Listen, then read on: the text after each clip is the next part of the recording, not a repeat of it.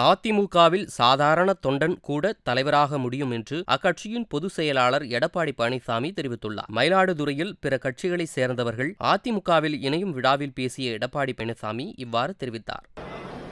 இன்றைய தினம் தமிழகத்தில் எத்தனையோ கட்சிகள் இருக்கின்றன.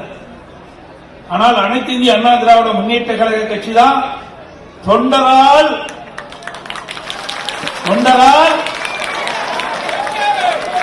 தலைவர்களாக தேர்ந்தெடுக்கப்பட்டு நடக்கின்ற கட்சி.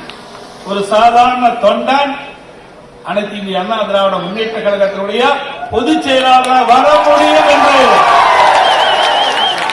ஜனநாயக அமைப்புள்ள கட்சி.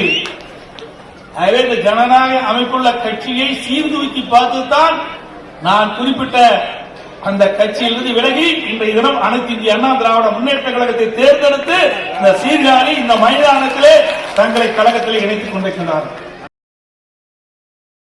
செய்திகளை உள்ளது உள்ளபடி தெரிந்து கொள்ள ரெஃப்ளெக்ட் நியூஸை சப்ஸ்கிரைப் பண்ணுங்க.